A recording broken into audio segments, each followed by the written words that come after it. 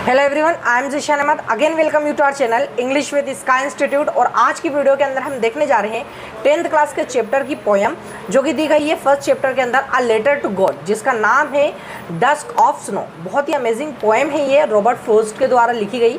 तो चलिए शुरू करते हैं। डस्क ऑफ स्नो, तो सबसे पहले इसका मतलब पता कर लेते हैं, इसकी मीनिंग क्या है। टिनी पार्टिकल्स ऑफ स्नो, यानी बर्फ के छोटे छोटे टुकड़े। चलिए, The way a crow shook down on me, the dusk of snow from a hemlock tree। तो चलिए पहले इनको समझ लेते हैं हम लोग। क्रू का मतलब होता है हमारा कौवा। शूक का मतलब ये सेकंड फॉर्म में चले गया शेक, ठीक है, यानी फेंकना हिलाकर, ठीक है। हेमलॉक ट्री का मतलब होता है पॉइजनस ट्री, यहाँ पे दिया गया है a poisonous plant tree with a small white flowers. क्या हो गया इसका मतलब हमारा पॉइजनस ट्री, ठीक है। अब ये 4 लाइन है, इनका मतलब हम अच्छे से समझने की कोशिश करते हैं कि इन 4 लाइन के अंदर रॉबर्ट फ्रोस्ट ने हमें क्या बताने की कोशिश की ही। The way a crew shook down on me, ठीक है, यानी एक कौवे ने मेरे ऊपर कुछ फेंका। द डस्क ऑफ स्नो, क्या फेंका? अ डस्क ऑफ स्नो, यानी स्नो को फेंका, ठीक है, छोटे छोटे टुकड़े।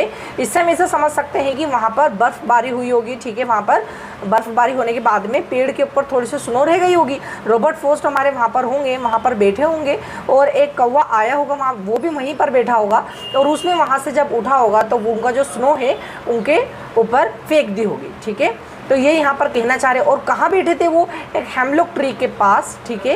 हेमलॉक ट्री क्या है? एक पॉइजनस ट्री है जहाँ पर वो बैठे हुए थे। अब गाइस यहाँ पे नोट करने वाली बात क्या है कि जो क्रू है कौवा, ये हमेशा डेथ को रिप्रेजेंट करता है, ठीक है, अनहैप्पीनेस को रिप्रेजेंट करता है। और जो हेमलॉक ट्री है ये सैडनेस को रिप्रेजेंट करता है, ठीक है। तो यानी ये दोनों ही नेगेटिव मीनिंग देते हैं। चलिए आगे हम समझते हैं। Has given my heart a change of a mood and saved some part of a day I ruined। अब ruined का मतलब क्या होता है? यहाँ पे ruined का मतलब होता है held in regret, यानी पछतावा करना बार बार किसी चीज़ को सोच कर। तो has given my heart a change of a mood, यानी जब ये स्नो गिरी उनके ऊपर तो उनका मूड अचानक से चेंज हो गया, ठीक है। And save some part of a day I had ruined, और मेरे दिन का वो पार्ट जिसको मैं काट रहा था, जिसको पछतावे के अंदर मैं काट रहा था, उसको सेव कर लिया इस घटना ने। तो चलिए इसकी समरी को समझने की कोशिश करते हैं। यहाँ पर क्रू और हेमलॉक ट्री दोनों ही नेगेटिव रेफरेंस है। ये दोनों नेगेटिव रेफरेंस दिया जा रहा है पोएट के मूड को लेकर, ठीक है, पोएट की फीलिंग्स को लेकर कि पोएट क्या है, अभी बहुत ज़्यादा निराश है, ठीक है, बहुत ज़्यादा रिग्रेट कर रहे हैं, ठीक है, डिप्रेशन में है, सैड है। तो इन चीज़ों के लिए क्रू और हेमलॉक ट्री का यूज़ किया गया है। यानी पोएट बहुत ज़्यादा हताश है अभी, ठीक है, अपनी लाइफ में बहुत ज़्यादा परेशान है। वो एक पेड़ के नीचे बैठे हुए हैं हेमलॉक ट्री के पास में, ठीक है। वहाँ पर एक कौवा आता है, ठीक है, वो भी वहाँ पे बैठता है। फिर जब वो उड़ता है वहाँ से तो वो स्नो को वहाँ पर ड्रॉप कर देता है, शेक कर देता है। किसके ऊपर? हमारे रॉबर्ट फ्रोस्ट के ऊपर। जब ये उनके ऊपर हो जाता है, उनका मूड तो पूरी तरह से ख़राब ही था, लेकिन जब उनके ऊपर ये हो जाता है तो उसके बाद में उनका मूड अचानक से चेंज होने लगता है, वो खुश होने लगते हैं, ठीक है। और वो ये बोलते हैं कि उस एक छोटी सी घटना ने मेरा जो पूरा दिन था, जो मैं रिग्रेट के अंदर बिता रहा था, ठीक है, उसको पूरी तरह से बदल दिया और मेरा पूरा दिन बना दिया।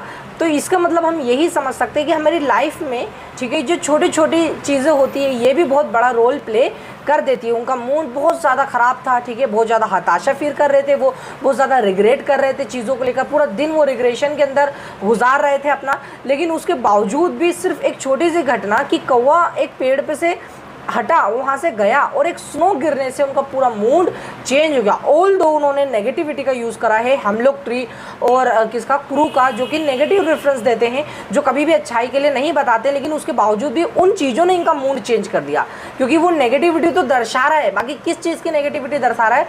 पोएट के मूड की, पोएट के फीलिंग्स की, कि पोएट अभी कैसा फील कर रहे, पोएट डिप्रेस्ड फील कर रहे थे, पोएट बहुत ही हताशा फील कर रहे थे, और एक छोटी सी घटना ने उनका पूरा मूड चेंज कर दिया। तो यही ओवरऑल इसकी समरी थी कि जब कभी भी हमारे लाइफ में कोई भी रिग्रेशन आता है, कोई भी समस्या आती है, तो हमें उसको लेकर बैठना नहीं है, बार बार उसके बारे में सोचना नहीं है, क्योंकि रिग्रेट करने से कोई फ़ायदा नहीं होने वाला है। और एक छोटी सी घटना ने जैसे पोएट का मूड चेंज कर दिया, उसी प्रकार से हमें कोई भी चीज़ को नेगेटिव नहीं लेना है, ठीक है। हमारी लाइफ में जो भी चीज़ें होती है, जैसे एक बिल्ली भी अगर हमारा रास्ता काट देती है तो हम उसको नेगेटिव वे में ले लेते हैं, ठीक है। तो ऐसा हमें बिल्कुल भी नहीं करना है, ठीक है। ये चीज़ें बनाने वाले हम खुद है कि किस चीज़ किसका रेफरेंस की चीज़ से, ये सब हमने ही दिया है।